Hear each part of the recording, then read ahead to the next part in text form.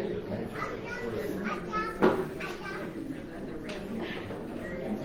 good evening, everybody. Thanks for coming out. This is amazing to see such a big crowd here tonight for such an important topic. So we appreciate you all coming out and taking your time out for this evening. I want to first discuss a few points of order. We will be live streaming the event. So the live stream will be focused on the speaker and also focused on the speaker during the Q&A portion as well. So not be focusing on anybody else in the crowd. So we have visuals on the back, so I suggest you check that out afterwards. And we also have books in the back as well. And some of the books are available for you to check out as well. Just check with myself or one of the other folks in the back. We have refreshments as well. I mentioned that earlier. I'll ask that if everybody can check their phones and just please put them on vibrate. That would be very much appreciated.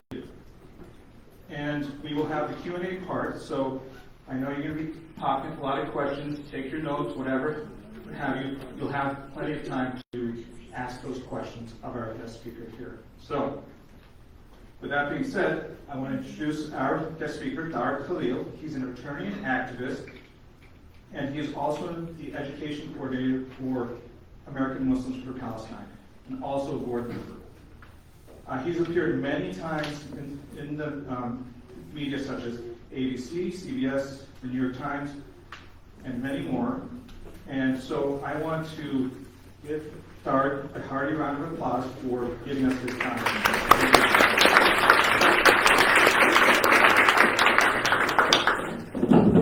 Already, I have the mic.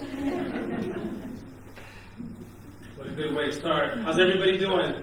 Good. I was asked, look, I sat all day today, so I'm not the really sitting type. If I kind of talked to you while I was sitting, you would get bored and I would get bored because I naturally, my voice kind of stays where it is. You can see a lot more movement, a lot more interaction, because this is a very important topic, especially as civics in this country, as citizens in this country.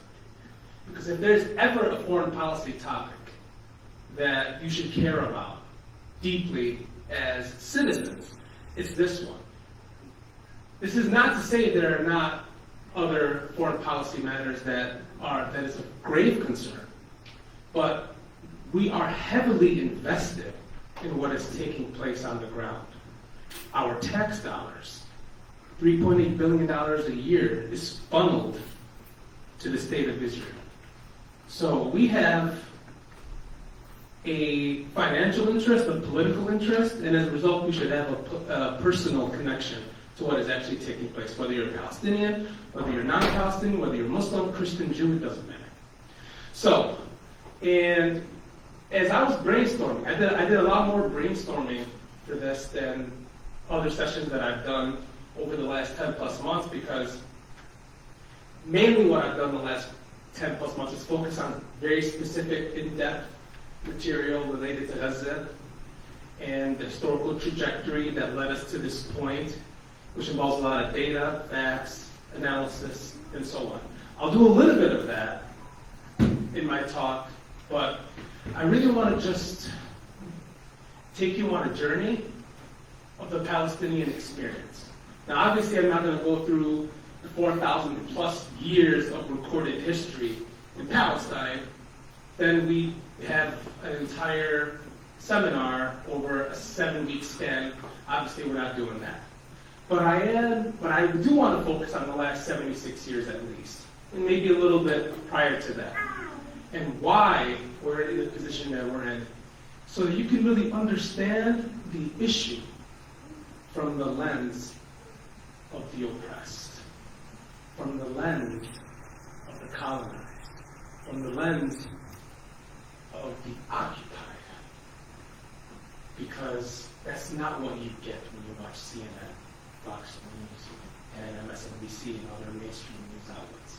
You don't get that perspective. So I want to do the best that I can to provide that perspective, and I would love your questions afterwards. Okay, who's ever heard of the Balfour Declaration? Okay, the Balfour Declaration was issued in November of 1917. the imprimatur of Arthur James Balfour, the Foreign Secretary of Great Britain. He issued this declaration, 67 words approximately, I believe 63 or 67 words. Basically, the declaration, I believe, is a good, not necessarily the historical starting point, but a good documental starting point that will lead us to where I'm actually getting to. If you look at the language of the Balfour Declaration itself, just the text, forget the historical context that led to that text and to its impact, but just the text itself. His Majesty's government, referring to Great Britain, view with favor the establishment in Palestine, of a national home for the Jewish people, and will use its best endeavors to facilitate the achievement of this object, comma, it being clearly understood that nothing shall be done which may prejudice the religious and civil rights of non-Jewish communities in Palestine, or the rights and political status of Jews in any other country. Let's go through that again. His Majesty's government view with favor in Palestine, the area from the Jordan River to the Mediterranean Sea. 9/10 of the population at the time of the issuance of this text was Palestinian Arab, and 1/10 was Jewish. So you're providing a national home for 1/10 of the population and relegating 9/10 of the population to second and third class status. And a national identity. Whereas 9/10 of the population don't get a national identity. And you will not prejudice the political status. So national rights and political rights are recognized for 1/10 of the population, and not recognized at all for 9/10 of the population. And notice the reference to the indigenous majority in the land. Referring to, and I belong to that majority, I'm Palestinian, referring to us as non-Jews, referring to us in the negative. So it didn't say the Palestinian or Arab community, didn't even use the ethnic label, the non-Jewish community. Yeah, fine, you can have civil and religious rights. These are individual rights. But national and political rights, it's not for you. You don't get to decide your future. You don't have self-determination. You don't have sovereignty. You don't have the right to determine your destiny. Our objective, we will facilitate this as the imperial power of the day to establish at your expense, without your consent, a national home for another people and impose it upon you. That was the Balfour Declaration. The dismissive, the derisive nature of the text is what the Palestinian experience really symbolizes over the last 76 plus years. That was, you can say, a starting point towards that end. And then we had the end of World War I, fall of the Ottoman Empire. Great Britain has control. And remember, this Balfour Declaration was issued before Great Britain even had control over Palestine. As one historian said, this is an example of one country giving one people giving a second people the country of a third people. That's basically what epitomized the Balfour Declaration. And then League of Nations was formed. This is the forerunner to the United Nations. All right, Great Britain, we'll give you this area called Palestine. France, we'll give you this area called Syria and Lebanon. Okay, you guys can have the trusteeship over these areas. It's called the mandate system. You can provide administrative advice and consent to the peoples on the ground. And the covenant of the League of Nations, basically the constitution of the League of Nations, said that the wishes of the indigenous population must be a principal consideration. But the Balfour Declaration negated hated the wishes of the indigenous population. And guess what was incorporated into the League of Nations mandate for Palestine? Word for word, the text of the Balfour Declaration. So now Great Britain was on a mission of establishing a national home for one people while abiding by a covenant that says you must take into account the wishes of the native population. Already you see the conflict brewing. There's something's about to happen, and a lot did happen. There were riots in 1920, riots in 1921, riots in 1929. And then, again, in 1933. And then what is known as the Great Revolt in 1936. From 36 to 39. The Palestinians realized, and Great Britain admitted, sometimes even impliedly, and sometimes even stupidly, saying, you know, for the decades prior to us controlling this land, we didn't read history that said that there was this violence. Why is this happening all of a sudden? Kind of like just look in the mirror. Look at what you've done. And that's where the violence came from. The Jews in the Arab population there, they've lived in relative peace for all this time. What happened? Like, almost like a dumb question to ask. You are what happened. You allowing the settler colonial project to take root in this land. The Zionist project began in 1882 in a slow pace. And then since the Balfour Declaration, in an accelerated pace. And then leading up to the climax, the climactic period. You know when you read a story? You build up to the climax and then you descend. The Palestinians are still living in that climax. That's why we refer to the events of 1948 as a Nakba, the catastrophe. But we also clarify and we emphasize that what we mean by that is an ongoing project. It's the ongoing Nakba. 48 on. So when every May 15th, we don't commemorate what happened. We're commemorating what happened, but also emphasizing what is happening in the present tense. This is not an event that ended. It's an event that reached its climax on that date and persists today. So, as a result of the Great Revolt, Great Britain realized this is unworkable. Well, they knew it was going to be unworkable, obviously, but they finally came to full admission and said, we want out. And after World War II, Great Britain fell to a second-tier nation. It was no longer the great empire it once was. So in 1947, Great Britain said, we want out of Palestine. We're done with this. It's too much. All right, United Nations, you've only been in existence for a few years now. League of Nations is now defunct.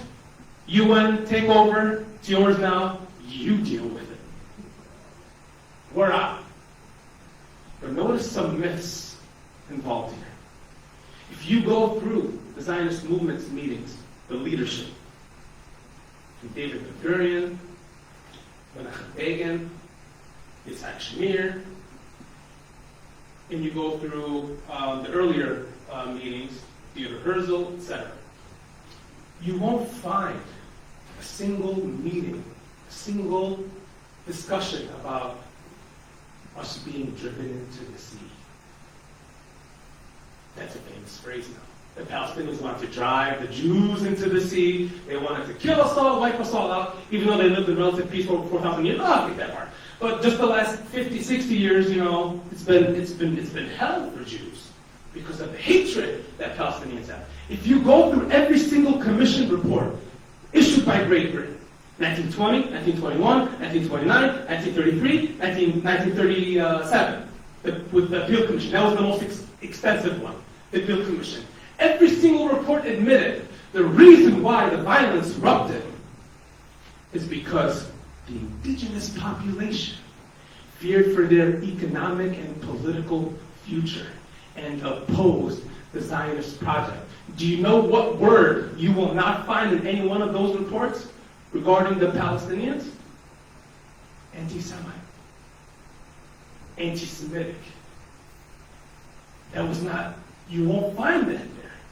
Because Great Britain understood this is not some bigotry against Jews. This is hatred towards a project that means the death of that population.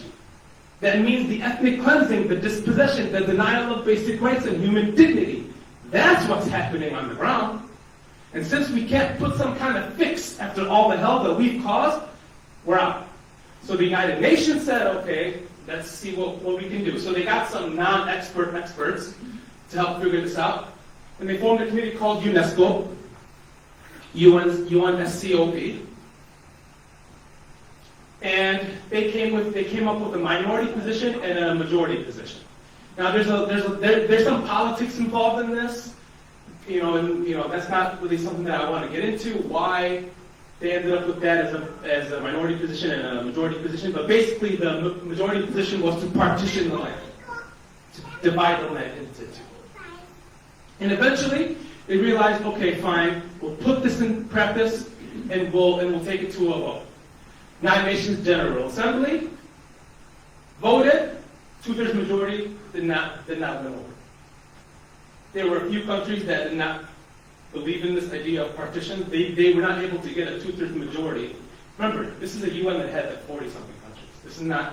This is not really the world, the people. The concept of world, let's just spend two seconds on this. When you think of the world, you think of the people of the world. This is not the people of the world. This is just a few countries that were admitted into the UN. So this doesn't even represent the world opinion, but the nations that existed there, or even just the representatives or leaders of those nations. But even then, they still couldn't get a 2/3 majority. But after pressure and coercion from the United States and the Zionist movement, the Philippines, some other African countries, there was a few countries that eventually changed their vote, and then they were able to get their 2/3 majority. Now, even if, and I want us to try to look at this morally too, not just politically and historically. Even if partition, the concept of partition is just, and it wasn't. But let's say the partition plan was just.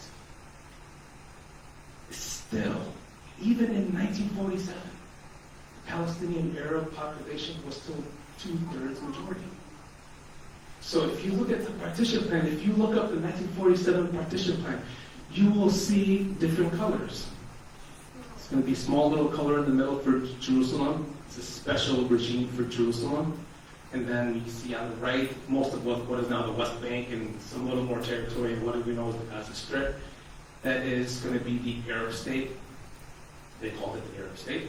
And then the rest of it was going to be the Jewish state, except for the Jaffa enclave, the small little dot in that partition plan. They took that out of the Jewish state. What was the UN trying to do? They realized we had to make numeric sense out of this.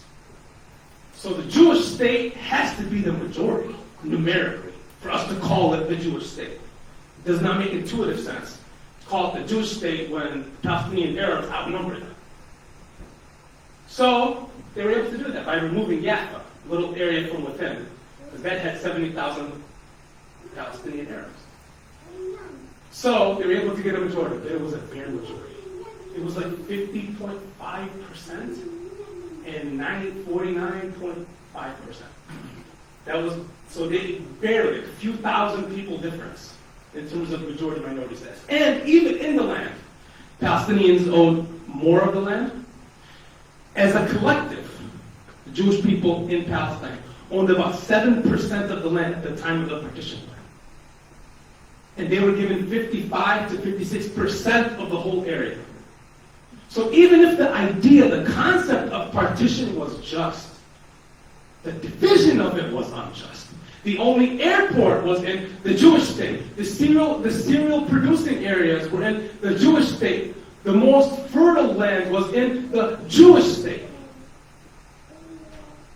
So even the division itself was unjust. So when you hear in the media, and you probably heard this in the last 10 or 11 months, from Zionist sympathizers and Zionist commentators.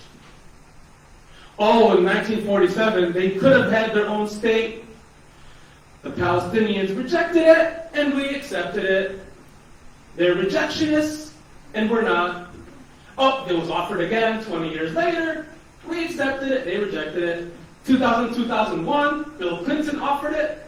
We accepted it, they rejected it. 2007, 2008, we accepted it, they rejected it. 2014, under Obama and Kerry, we accepted it, they rejected it. As though, by the way, all that's false, but as though, let's say it's true. The implication of that is, rejectionism is necessarily a pejorative. It's necessarily a negative.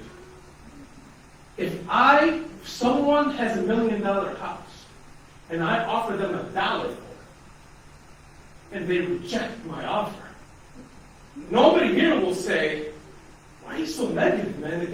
He just made you an offer, and you just rejected it. Well, I have the right to reject it. That's not a fair proposition. That's not a fundamentally just proposition. Of course, I will naturally reject it. And that adverb naturally was actually used by Zionists. Some of them actually admitted, they said, if I were Palestinian, I would be doing the same thing. It's a natural rejection. Because it's your human dignity that we're attacking. It's an insult to you as a human being. So of course you will naturally reject it. So the Zionist movement understood they couldn't buy their way through the problem. So they must turn to violent dispossession. Since voluntary transfer is not going to work, the only way we can have a Jewish state and Jewish sovereignty in the land, we must kick out the native population. So there's a great book written by New Masalha, it's called Expulsion, that goes into great detail about the Zionist mentality and the Zionist concept of expulsion. It wasn't always necessarily violent, but violence was always there as a necessary mechanism in case other measures didn't work. And they understood that the Palestinians were so married to their land that this would eventually be the only way. But they needed to gain the political power, and they were able to do that with the help of Great Britain. So now a state apparatus already existed from within. All that was left to do by the Zionist movement was to call it state. Just declare it. We already have all the machinations of the state in place. Thank you, Great Britain. Appreciate all the help. Great imperial empire. You gave us what we needed. Get out of here. Oh, yeah, we say in public we're afraid and we're about to get, driven into the sea, but we're really not. We have the power. We know that we can handle this. We want you out so we can finish what we wanted to do all along. And now, when Israel declared its state, May 14th, 1948, when you hear about the refugee population, the Palestinian refugee crisis, people think of 1948, May 1948 up until 1949 or 1950. 750,000 Palestinians were dispossessed, ethnically cleansed from their homes. But the ethnic cleansing campaign did not begin when Israel was declared a state. Over approximately 350,000 Palestinians were ethnically cleansed from their homes before Israel became a state. Before Israel declared itself a state.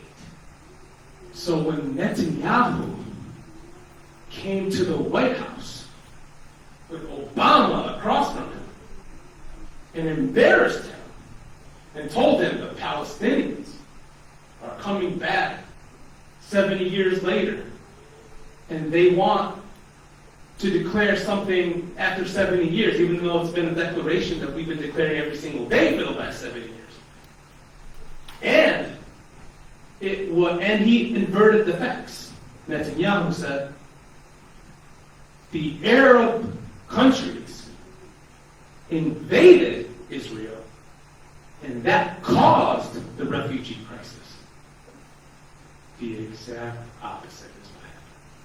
It was the refugee crisis that caused the Arab invasion.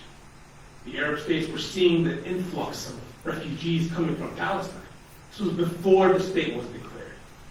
That is a significant inversion of history that we need to understand. So it wasn't, oh, Jews, they have a state, let's go attack. No, it was causing hell for the indigenous population. And we're seeing the effects of it here. And then they. But it's presented as David versus Goliath. And the Nakba is presented as the war of independence. When you think of independence or a war of independence, what comes to mind? But what do you, when someone says, this country fought its war of independence? If you just, without knowing any facts, there's an imagery there. Foreign colonial power, oppressor, and fighting for freedom. I mean, these are natural things that come to mind. You're the oppressor. You're fighting for independence. You're the colonizer. You're fighting for independence. It's a trick. It's a way to present the narrative in a way to gain sympathy. When you think war of independence, you think struggling for freedom, struggling for liberation, struggling to remove a colonizer like Algeria did to the French. That's what comes to mind. But in Palestine, it was the exact opposite. It was the oppressed that were fighting for independence. And that's why it is known as a Nakba, a catastrophe. If this represents a catastrophe, but it represents a war of independence for another people, there's got to be something wrong with that presentation. Both can't be right. One has to be wrong. Simple as that. So, better armament, more troops, better intelligence, better organization. Israel had the upper hand in every facet of warfare.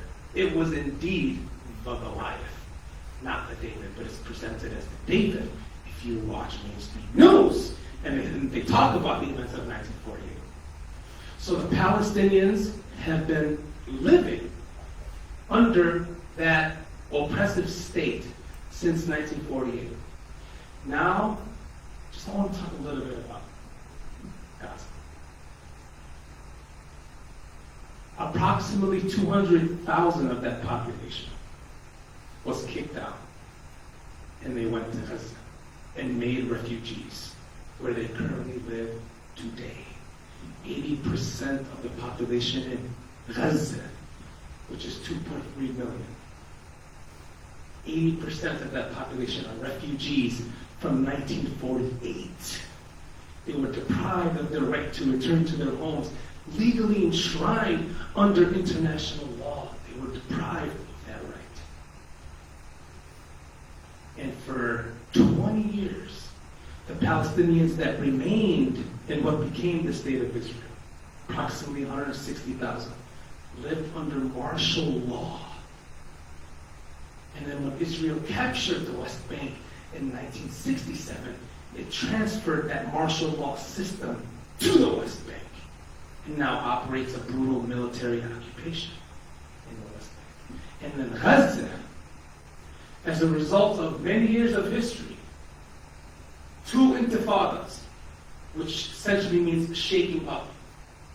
Israel punished, especially the people of Gaza, in 1987 because of the Palestinians in Gaza, telling the world, we will not accept to live as subhuman. We will not accept the subjugation, the oppression, the denial of basic rights. We do not accept that. So Israel said, oh, so you want to fight back? We're going to make life even stricter for you. And a wall began to be built around Gaza that was fortified and completed in 1996. And it was completed under the dovish leader, Yitzhak Rabin. Remember at the White House lawn? The infamous image? Bill Clinton standing in the middle, Yasser Arafat on the right or the left, Yitzhak Rabin on the right, shaking hands, peace! And you fortified the wall 3 years later in Gaza. Second Intifada erupts in 2000. So you say, okay, we're going to do something even different. Let's take the Jewish settlers out of Gaza and cage the Palestinians in Gaza and let them live as animals. The old Gallant defense minister, remember when he said human animals? Talking about Palestinians. This was just made a few months ago. He said it. Other leaders before him implemented that same belief. But we went crazy because he said it. What about the prior leaders that have actually done it? That have actually acted out that same expression? So, Ariel Sharon, known as the butcher of Palestinians. If you don't know what I'm talking about, you can look up a few things about him. The most infamous one is Sabra and Shatila. So if you Google Sabra, Shatila, Ariel Sharon, you'll know what I'm talking about. Ariel Sharon said, okay, we're going to remove the Jewish settlers, and we're going to basically enclose Gaza and suffocate them. Dov Weisglass, former spokesperson in the Israeli government, explained what this policy actually means. He said, we are going to put the Palestinians on a diet, but not make them die of hunger. Think about that. We will put them on a diet, but not make them die of hunger. Mowing the lawn, mowing the grass policy will bombard Gaza every few years. Kill some people, destroy some infrastructure, they'll rebuild, bomb it again, destroy some infrastructure, they'll rebuild, we'll bomb it again, destroy some infrastructure, kill some people, they'll build it up, we'll bomb it again, and again, and again. We're not going to remove the grass, we're just going to mow it, trim it. We don't want it to grow. But we also don't want to eliminate it because we have a world opinion that we have to fight against. So we can't just cut them out completely and just fire it up and just kill every single person who does it, even though we probably want to do that. Can't do that considering the world opinion. So, 2005, all the settlers were removed, the settlements were removed, and Israel was able to make the claim, we no longer occupy Gaza. But there's a legal underlying current behind that statement. As an occupying power, you have a responsibility under international law to care for the subjects under your occupation. But if you can say that you're not the occupying power, now you don't have a duty to them anymore. But Israel still had control. And that's why the International Court of Justice, in its recent opinion, said, no, Israel is still the occupying power in Gaza, but always has been. Because occupation, the standard for occupation, is not military presence, it's military control. Now we have modern technology. So Israel changed how it occupies Gaza, from boots on the ground to remote control.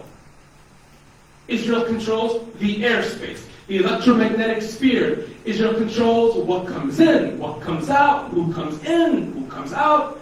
Israel controls the territorial waters. They can shoot at fishermen if they go beyond 6 or 4 or 8 or whatever nautical miles Israel decides to impose on the fishermen in Gaza. The electricity. Remember when Yoav Gallant said, no food, no water, no electricity? I mean, I wish Americans just used some common sense when he made that statement. No food, no water. How can you do that? But you weren't the occupying power anymore. Do you have control over the electricity and food and water? I mean, you don't even need to read deeply into that. That statement implies I have the power to take it away. That means I have the power to control it, to enforce it. I'm the occupying power. So the Palestinians in Gaza have lived under a brutal siege since 2007. They were put on a diet and bombarded. 2008, 2009 Operation Cast Lead, 2012 Operation Pillar of Defense, 2014 Operation Protective Edge, and this is a period of time that they would want you to forget. But if you look up the Great March of Return, GMR, from 2018 to 2019, Palestinians in Gaza marched peacefully, demanding two things: the end of the siege and the right of return. Repatriation. Over 200 Palestinians were killed with snipers because of those two demands, and because of their willingness to collectively come together and march and demand what is right. So even during so-called, what Israel would call terrorist marches or terrorist infiltration, or whatever it is. Well, what the world community understands are just peaceful rallies, peaceful protests. The very thing that we hold dear here in the United States. If you ask members of Congress, do Palestinians have the right to protest for their rights? And of course, if you present it generally, they'll say yes, but then if you give them that example of the Great March of Return, oh, Israel has the right to defend itself. Critical thinking is gone. Now it's talking points. Talking about Israel now? Okay. I have 5 things I have to say. I'm just going to repeat them, say them verbatim. I don't care if they make any sense, but I'm going to keep repeating them. 2 states solution. If you're a Democrat, if you're a Republican, Israel should have full sovereignty over the whole area. Palestinians should not get equal rights. They should be able to move Jordan as Palestine. You know, just basic, just depends on which aisle you fall in. Depends on which group you're with. One is racist to this extent, one is a lesser racist, but the racism is still infused in those talking points. Because Palestinians are relegated to second class and third class and subhuman and otherized status. And what led us to this point is a misunderstanding.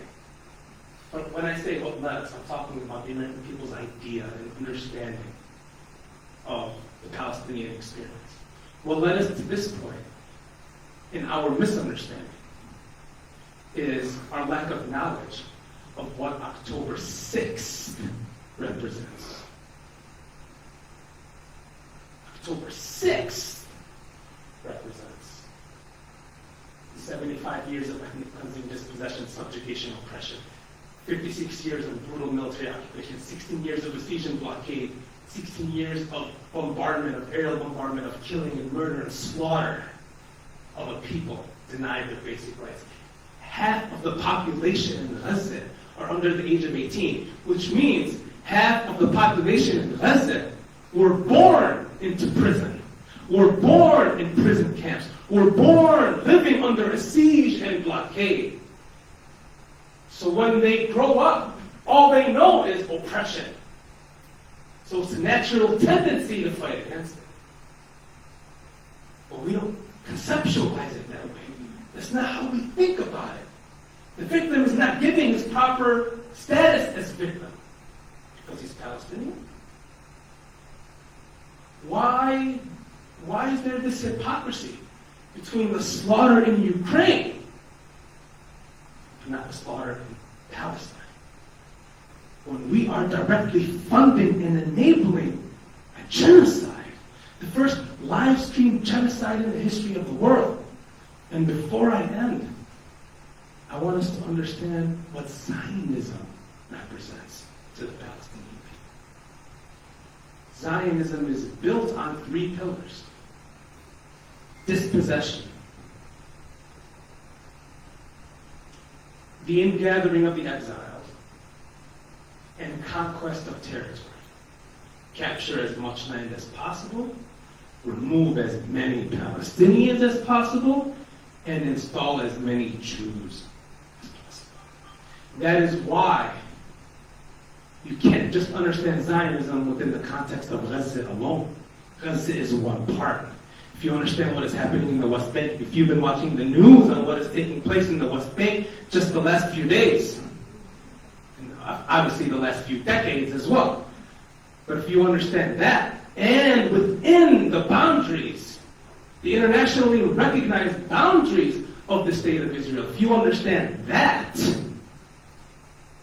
then you understand Zionism. It's built on racial domination. There's a word for that. Apartheid. In Gaza, it's in the form of a brutal siege and blockade. In the West Bank, it's in the form of a brutal matrix of control and occupation, and denial of basic movement. And within Israel, it's through a system of oppressive laws and legislation that denies Palestinians first-class status. They're relegated to second and third-class status. That is why the Supreme Court in Israel, the liberal court, when a Jewish citizen said, I want to be an Israeli. Now, us here, we're probably thinking, what's so wrong with that? You live in America, you're American. You live in Israel, you're Israeli. It's a simple proposition. All right, fine, you're Israeli. Court said, no. Can't be Israeli. There's no Israeli nationality like there is American nationality. You see, in America, at least on paper, constitutionally speaking, if you're from Guam, if you're from Poland, if you're from Mozambique, if you're from Angola, if you're whichever country you're from, China, it doesn't matter. If you attain citizenship under the laws of this country, you are equal to any other citizen. The same rights. They can be taken away if you commit a crime and things of that nature, but that's your doing, not because of who you are. Right? In Israel, it doesn't work that way. There's a Jewish nationality. All of you are Israelis, Jews and Palestinians. By the way, they're not even referred to as Palestinians within the state. This is how you need to understand Zionism. They're denied their national identity in the state. Palestinians in Israel, the internationally recognized borders, not Gaza or the West Bank, talking about inside Israel, they're referred to as Arab Israelis or Israeli Arabs, not as Palestinians. Because there's one national group that has national rights, the Jewish people. This Jewish citizen told the court, but I live in Israel, and I should be called Israeli. That should be the identity of me. Court said, if we do that, if we recognize an Israeli nationality, then the Arab population would be equal under the law. Can't have that. We're the Zionist state. There's racial superiority in this state. The Arabs are relegated to a second and third class status. By giving you that label, we're elevating them, and we can't do that. Obviously, they didn't use the words that I'm using. They cleverly, legally went around that by suggesting that Israel was not built this way, etc. They wanted to make it sound less racist at its core. There's a law in Israel called the Human Dignity and Liberty Law. Human Dignity and Liberty. This was enacted during the time of what is referred to by Israeli historians as the Constitutional Revolution. This is like our 13th, 14th, 15th Amendment era. And slavery, equal protection clause, like we had our own little revolution as well, try to come on a more perfect union, etc. This was Israel's moment. Notice a word that is intentionally omitted. Human dignity, liberty, what word is not in there? Equality. That was not an accident. That was by design. And even the Supreme Court, when they were challenged on that, the Supreme Court of Israel had to say, we have to read equality into the law. It can't be a liberal court and not read equality. Equality has to be a part of it. How can we word this so that people understand that we're not elevating their population to our status? Okay. It's human dignity and liberty. Okay. Equality to the extent that it is consistent with human dignity and liberty. So equality up to a point. Then no more equality, basically. It's a clever usage of the word equality. When you read it, equality. There is equality. No, there isn't. Read deeply into it. Because if you understand Zionism, and if Israel is still the Zionist state, you have to. Because when I was reading, I had to read that several times. There's no way they read equality into the law. Let me look deeper into this, because if it's the Zionist project, there's no way that could be possible. And it surely wasn't. So this is how you need to understand the Palestinian experience. Indigenous population, their land taken from them, their land stolen from them. A new state was imposed upon them, and they've been living under that oppressive system, aided and abetted now with our tax dollars and U.S. made weapons. And that is why, as civics in this country, we have a duty to remain engaged heavily. You can't turn a blind eye to this, because I'm sorry, if you are a worker in this country, you are contributing to the genocide. I'm not saying you're complicit. Biden is complicit. You are contributing. I'm contributing. That's just the unfortunate reality. Our tax money, we have no say in that. But we do have a say, because we have the First Amendment. Utilize the rights that we have. Speak truth with power. We have to do that. Because their lives are at stake. Our lives are at stake. Our humanity is at stake. The world is watching the first live streamed genocide in the history of the world. And because of it, the world is watching the deadliest year period in the West Bank since the Second Intifada. The world is watching U.S. tax dollars and U.S. enabling of this genocide. So we, as civics in this country, must take that as a responsibility for us to make a change. Thank you.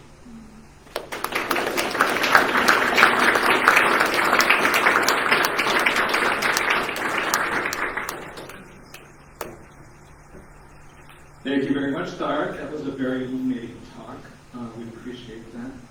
Now we're going to open up to questions and answers. Right? So if anybody has a question, this is the way we'll do it. Raise your hand, and I'll come over to you, and you can ask your question to the speaker.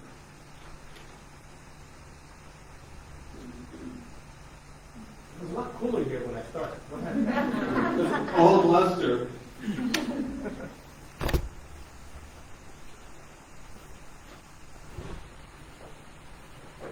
Hello. You spoke a little bit about Biden's complicity in the genocide. I was wondering if you could maybe talk a little more on why politicians, both class, whatever you want to call it, are so invested in propping up Israel at this current time. And throughout its entire history, of course, but especially. Political success. I believe that a lot of politicians are embedded into this, I must support Israel or else I won't get elected, or it could harm my chances at success. I mean, look at two recent elections, for example. Jamal Bowman and Cori Bush. AIPAC funneled millions of dollars into their primary election to make sure that they're not re-elected. And they were able to achieve that. They were not able to remove Ilhan Omar from power, but that kind of work is what I believe, that kind of influence I believe is what inspires politicians to support Israel, because they feel like it will give them a better chance at political success, and that's why we need the political empowerment within our communities and our constituencies to make sure that does not sustain. And look, the polling data suggests that that will not sustain itself moving forward because the younger generation of voters have already crossed the threshold into sympathizing more with Palestinian concerns. If you look at the Pew Research, if you look at Gallup polling data, if you look at Opiniac and others, you will see that the trend is moving in that direction from 20-year-old, the Gen Zs and the young millennials. They're more progressive in their politics, they're more progressive in their ideology, and I think that that will eventually make a huge impact on future elections.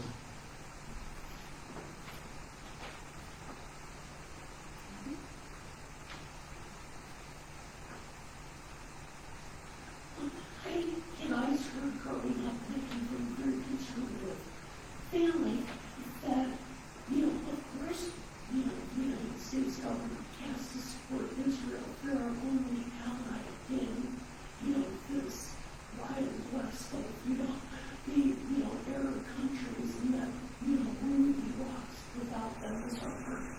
What can you tell me? About that as a teaching, like, Where did they come from, and why is that website here? I hear people say that. What do you mean Israel?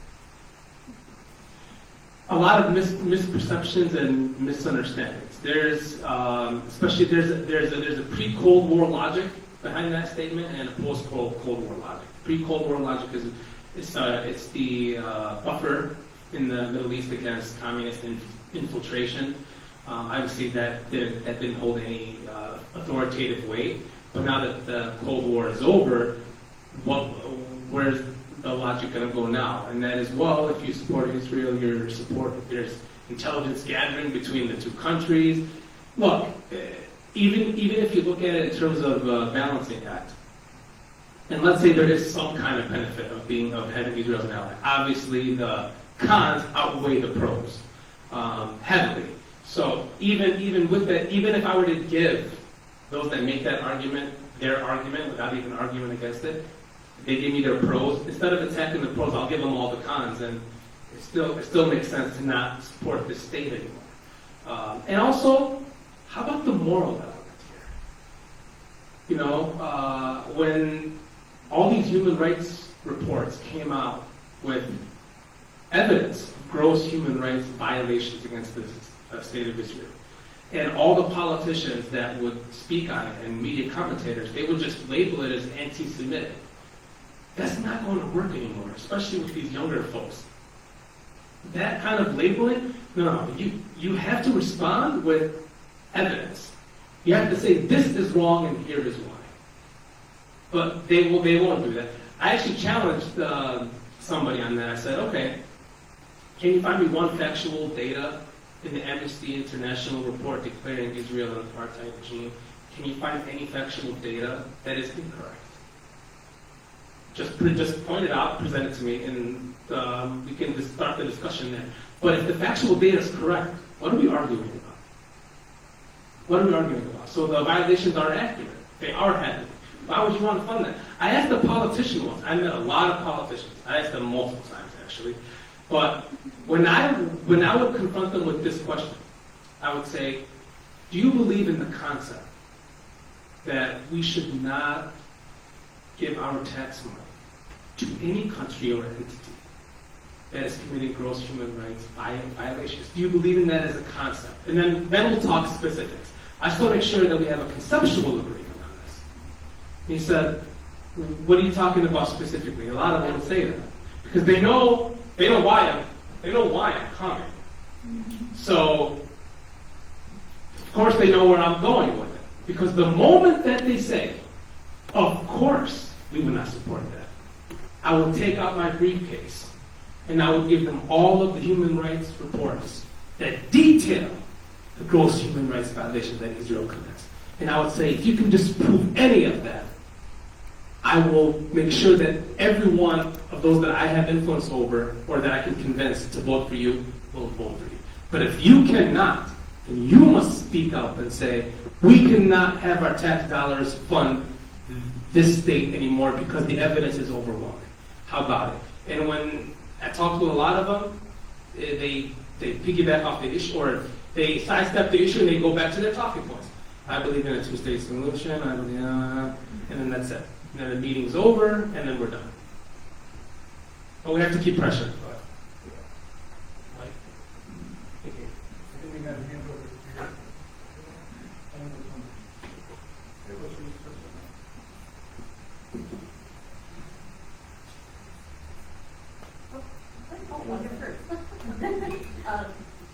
What is it that we can do?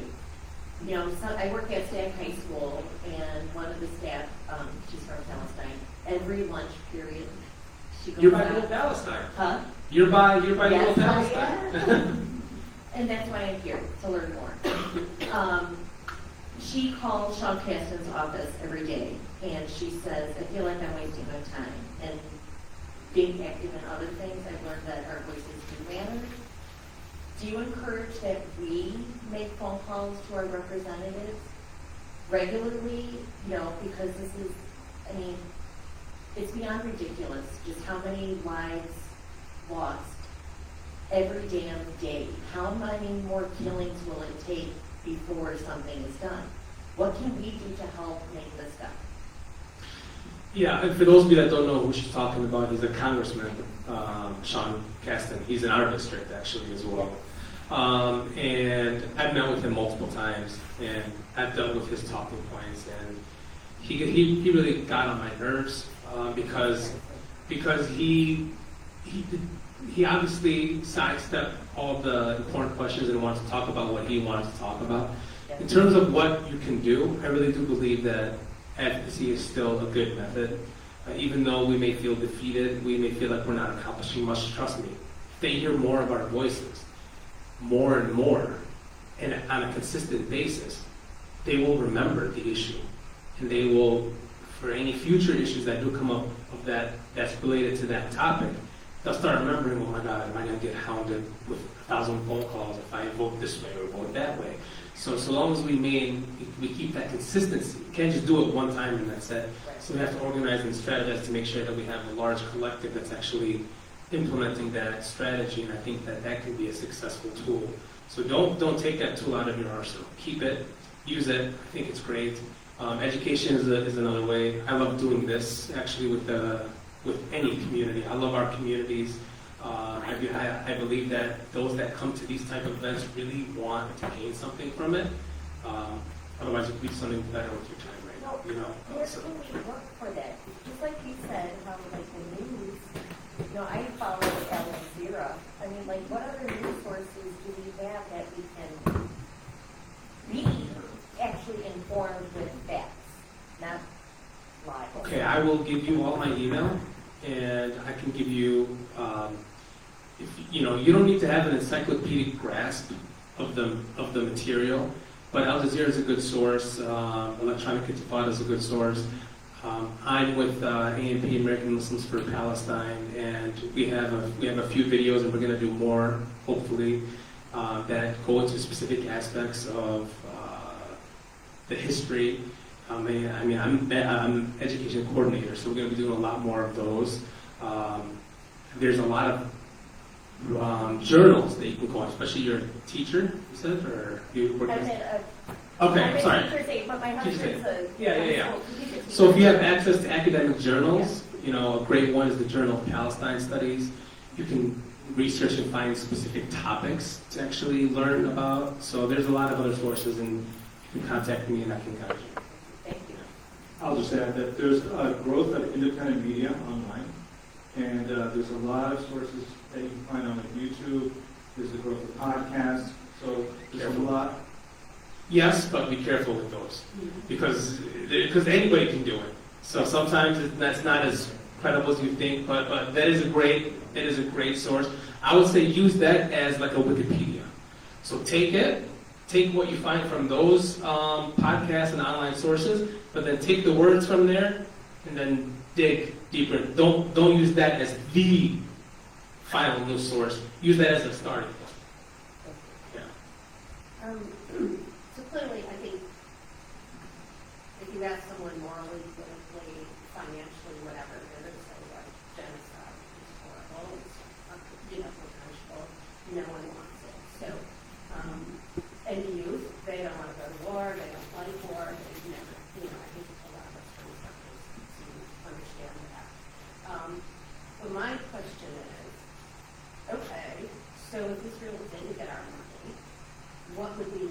like 7-6 years from now, in an ideal, everything got better, what does that look like to the Palestinian people? Well, you know what? I just want to reframe it just a little bit, because I think that's a very important point.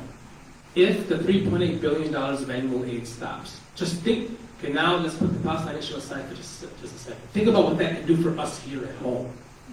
How that can help us in terms of housing, infrastructure, school system, libraries.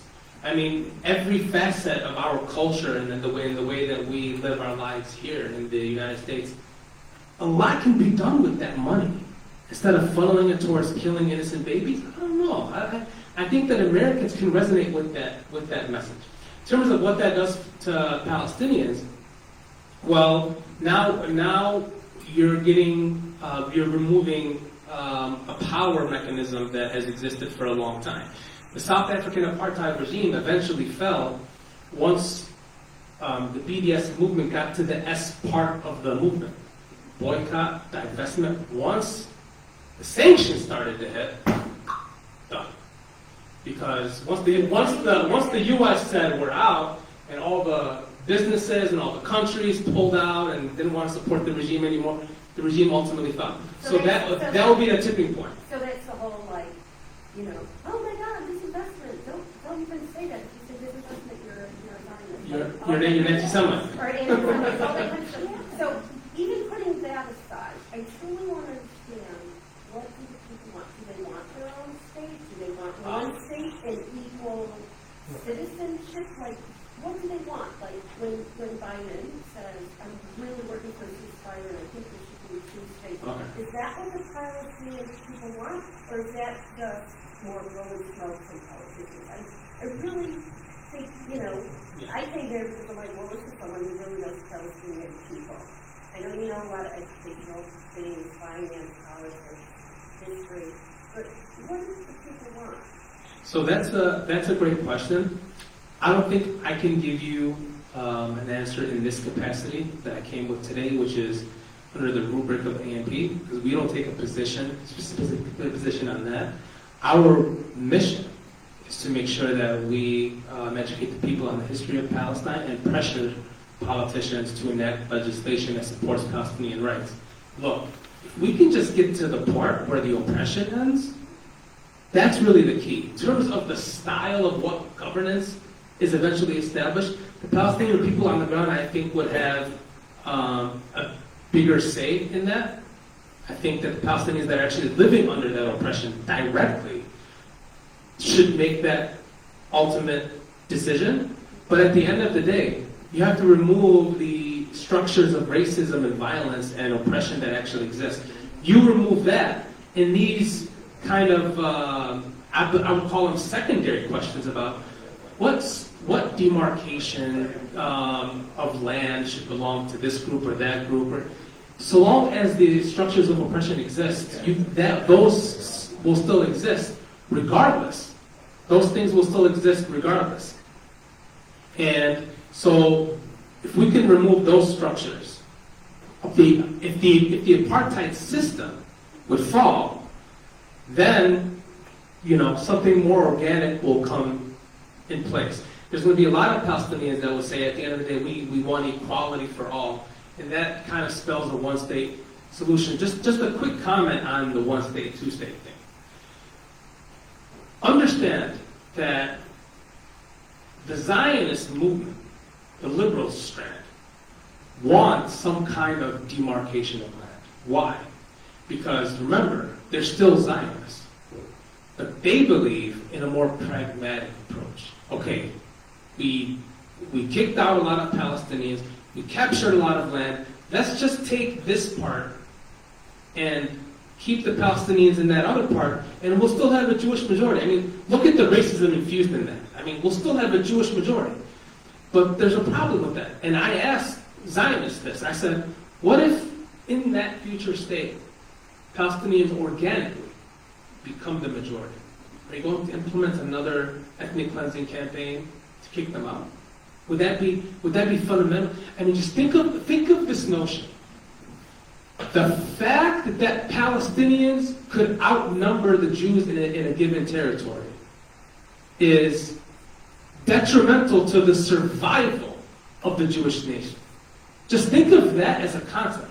How racist is that? In Jerusalem, right now, there's a policy in place that says we must maintain a 60% to 40% demographic ratio in Jerusalem. Palestinians cannot outnumber 40% in the Jerusalem municipality because they can vote in the municipal elections. And they do not want them to have the power over the Jewish citizens and the Jewish settlers. So they must maintain that majority. Just imagine if in Congress, a member of Congress proposed legislation that said, the capital of our nation, D.C., must have a 60% white majority and a 40% minority population. We must do whatever we can to maintain that demographic majority. Who would support that? The level of condemnation that you would get from both sides of the aisle on that person will never be elected into Congress ever again if that was presented. But the same members of Congress who would say that here are supporting it over there. The hypocrisy is glaring. Well, Americans don't conceptualize it in that way, and it's never framed in that way. And that's why we have to frame it in that way so that we can open our eyes and see it for what it actually is. And so that we can make a difference because we're directly involved. This type of speech, this type of talk would have less effect if I gave it in Denmark. I mean, the citizens there would say, okay, we agree with you, so what, now what? Like, what do you want us to do? We're not doing anything. They're really not. They're not involved in it. So, okay, you learned something, thank you, bye. Let's go have some tea. But here, it's influential because of what our government is doing.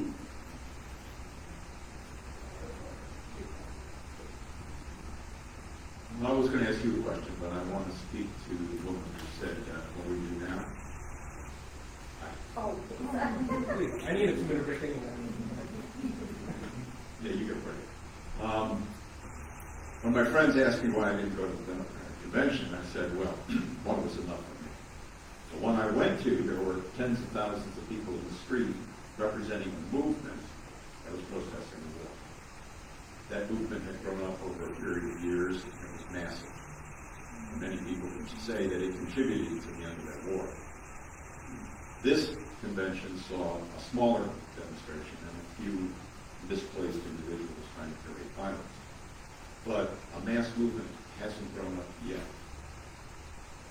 One of the lessons we also learned from the fight against the Vietnam War, as well-intentioned as tax issues were, it was ineffective.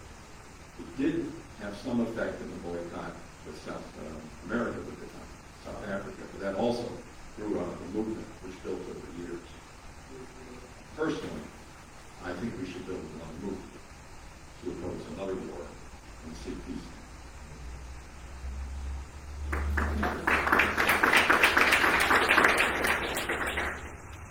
Hi. I had a question. This is something that's come up when I've tried to discuss Palestine and the genocide happening there with others, and that is the question of how do I respond when somebody says, well, yeah, it's not right, but Jews were the original people there under the Bible, so so they're the real indigenous to that land. And how can I respond to, how can I best respond to these individuals? Palestine is a land with a 4,000 plus year history, of recorded history. Okay. You know what? I'll just say it simply like this. Palestinian is an identity that, and usually identities are formed in relation to the other. That's how you formulate an identity. If you're all the same, you don't really distinguish yourself because you're all the same. But if there's someone else, you could say, okay, here's how I can distinguish myself, and that's how identity is basically formed. That's a very simplistic way of thinking of identity. There's more to it. Obviously, I think you can get a degree in this. So obviously, I'm not expert on that, but that identity took on various forms throughout this 4,000 plus year history. And one's ethnicity or ethnic background, or even racial background, or religious affiliation, can be tied with the same identity. So you can have differing attachments. So you can have a different religion, you can be of a different race, different ethnicity, and still belong to that identity that has changed over time, and even the label has changed over time. So just in terms of the religious angle of this, when Judaism came to the fore, the Palestinians that lived in Palestine embraced Judaism as a faith tradition. When Christianity came to the fore, the Palestinians in Palestine embraced Christianity. When Islam came to the fore, the Palestinians in Palestine embraced Islam. Notice how there's a change in religious label here, but the identity is the same. It's the same people. And it's a conglomeration. It's not, Palestinians are not a monolith. That's the issue. And if you look at, for example, during just recent history, the British mandate for Palestine, everyone in the land was Palestinian. You were Palestinian Arab or Palestinian Jew. But Palestinian was the overarching identity. Because the area is known as Palestine, that's what made sense. That's what historically made sense, the flow of the word. Palestine was called Plashat, Jahi, Palestina, Kaisara, Palestina, Palestine. So there's an evolution in terms of the labeling. But the people there have always existed there. And they've grown over time. And that is why I would never deny Jewish indigeneity. Those that are Jews from Palestine. They're indigenous to the land of Palestine, just as Palestinian Arabs are indigenous to Palestine. But Israel was not created by those Jews. Israel was created by the Ashkenazi Jewish Yishuv, a European community. That's why Great Britain was so enamored with that group, because they wanted to install a European people in that land, a foreign people into that land. And Great Britain even acknowledged, they said, the Jews that were living in this land, they didn't beg for this Balfour Declaration. It's the Jews from outside that were begging for it. Those that lived there were not begging for it. Those from the outside were begging for it. There's got to be something wrong with that picture. Obviously, this is not an indigenous rights movement. It's a settler colonial movement. You want to settle the land, colonize the land, and kick the indigenous population out of that land. That was the whole premise of the movement. So in terms of identity and who got there first and whatnot, even if you want to give them that argument, even if you want to say, fine, Jews were there first, what does that mean? Does that mean that Palestinians don't have the right, after being there for thousands of years? Are you saying that, oh, this was my home 3,000 years ago, get out? If you're going to accept that as a premise to the argument, all of you get out, because this is Native American land. If you're going to accept that as the premise of the argument, everyone who's not black should leave the earth, because the original people, come on. This is an argument, if you stretch it to its logical extension, it will sound ridiculous and absurd, and nobody will embrace it as a legitimate and fair-minded argument. This is more a comment. It kind of addresses what you had asked about, which is by the 1880s, if you look at the census data by the Ottoman Empire, which controlled this area, there was approximately 10 to 15,000 native Jews living in what is today Palestine, Israel. About 50 to 60 Christians, and about 600,000 Arab Palestinians. Then the question is, if this was somehow that was a natural progression where did all these Jews come from? And as Tarek pointed out, they came from Europe, namely Russia, Poland, Eastern Europe. They came initially by way of migration. They initially came by way of purchase of land and so forth, through European bankers and so forth. But I think what's really important, I think, the point that needs to be really made is that the Zionist movement, since its inception, which became much more obvious in the 20s, 30s, and later on, was a movement that was rooting violence. That's really important because I think we kind of miss. It's kind of like watching, John Wayne movies in the 50s and 40s, and thinking, why are these Native Americans or these Indians attacking these poor settlers that are going through the valley? It's that kind of scenario, which is in order to replace the 600,000 indigenous people with another 500,000, it had to be by force and violence.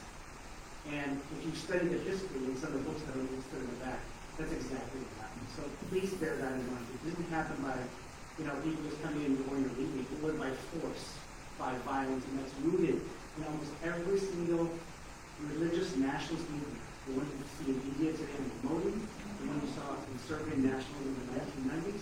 In every single nationalist movement, there's always an other that must be dispossessed. That's exactly what happened here. The two elements that I want to highlight, and thank you for that, the two elements that I want to highlight about Zionism is that, yes, just the mere fact that you're a nationalist movement was not necessarily the problem from the Palestinian perspective. But there was another concept infused in the nationalism known as Zionism. That's settler colonialism. The settler colonial component infused with the nationalist component is something that the Palestinians could not tolerate. The mere fact that you can say, I'm a Jew and I have the right to self-determination, no one's opposing that. Well, that would be anti-Semitic. You don't have the right to self-determination for the mere fact that you're a Jew. That's an anti-Semitic statement. And we should all fight against that kind of bigotry. But to say, no, you can't have my home that I've lived in for thousands of years and kick me out and take away my livelihood and deprive me of my right to return to my land just because you believe in this project of establishing a state for another people. No, I reject that wholeheartedly because it's a political project. It's not this freedom-loving movement for your people. It's a movement to impose on other people on the ruins of another nation. That is what caused the impasse and eventual violence and eventual takeover of Palestine. Can you discuss a little bit just on the recent history of Hamas becoming a political I was organization? waiting for the age question. Well, and how all Palestinians don't actually identify with Hamas, the political organization. Because a lot of times we hear that the people that are receiving this genocide voted against it when it's not the case. So you can actually say Okay. So I want to talk a little bit more fundamentally on this issue. There's a reason why I didn't talk about it. And when I talk, notice I didn't talk about any of the. I didn't talk about the PFO. I didn't talk about the PA. I didn't talk about PFO. I didn't talk about Hamas. I didn't talk about any of them because that's not the elephant in the room. My focus is the elephant in the room. As long as we can understand where the elephant is and who the elephant is, then we have the right starting point. The root cause. The secondary and tertiary issues that flow from that root cause, well, if you remove the root cause, there's no need to talk about that, right? So if you look at things from within a chain of causation, you start to understand things in a clearer way. So, for example, he just mentioned Hamas. Who even knows what Hamas stands for? Okay, it's an acronym. Harakat al-Muqawwamah al-Islamiyya, the Islamic Resistance Movement. That's what it stands for. But just think about it conceptually, right? Any kind of resistance movement,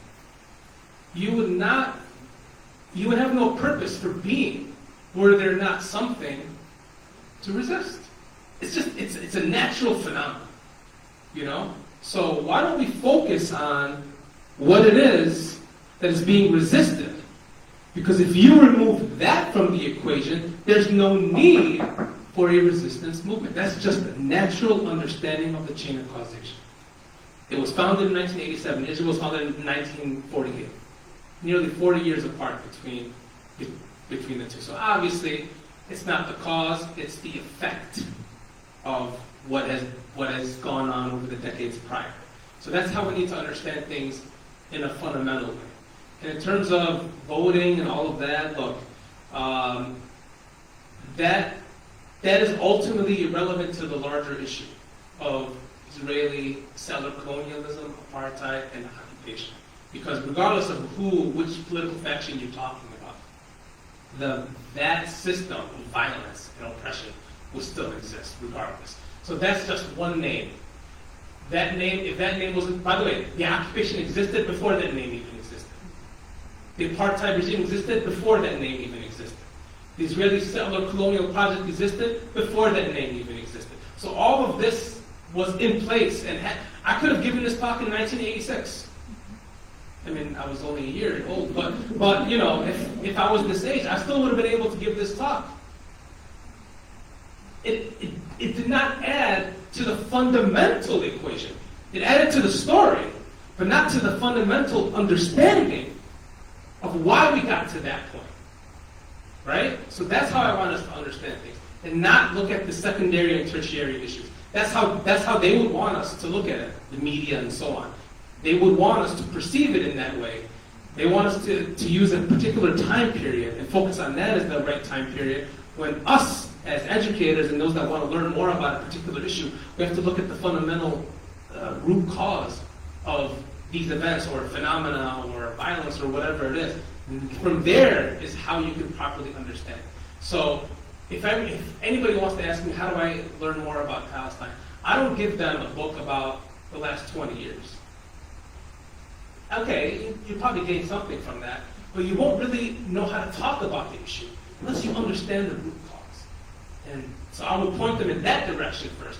And from there, you can start, building on that. You need the foundation to have a structure in place. You can't have a structure without the proper foundation. You need the base. And that's how I want us to think about it. So it's a good question, but really not relevant to the fundamental issue.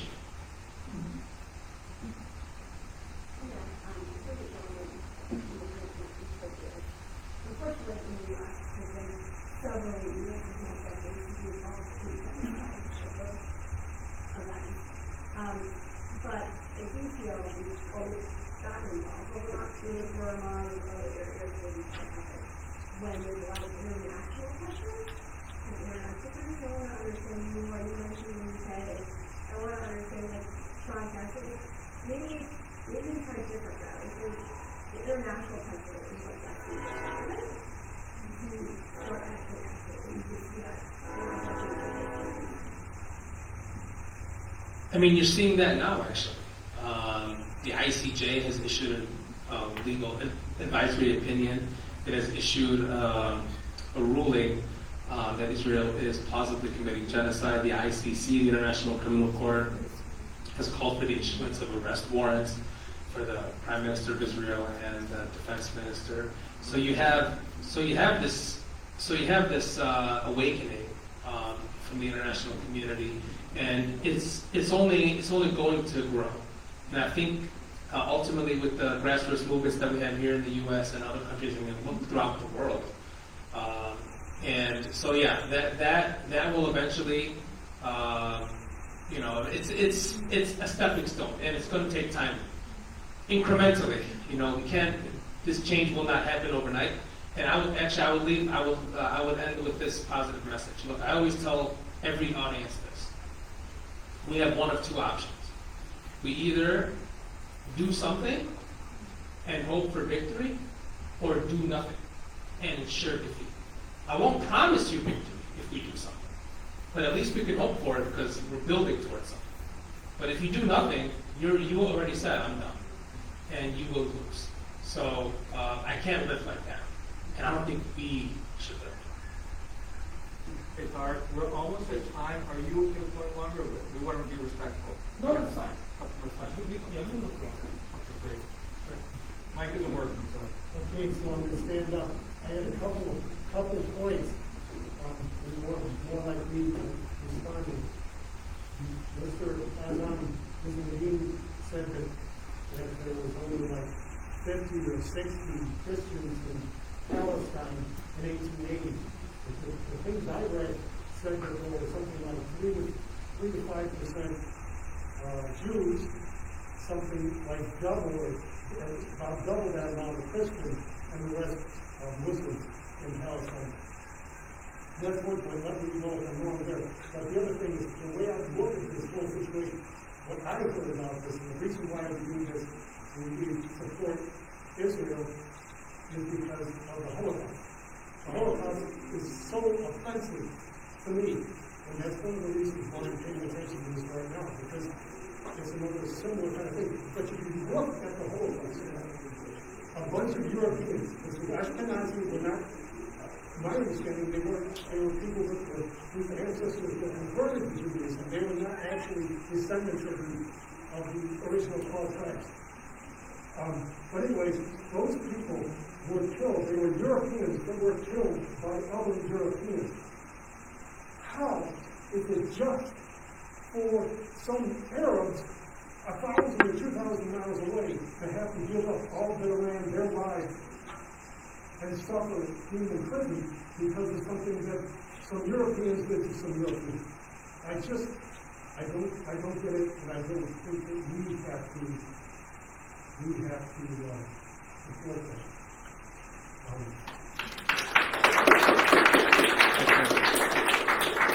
We have another question here. My question is about America's involvement and historical involvement. And I guess, can you speak to the way that religion has been part of the whole picture? Or am I wrong in assuming that? So there is this framing that the conflict in Palestine is a religious one.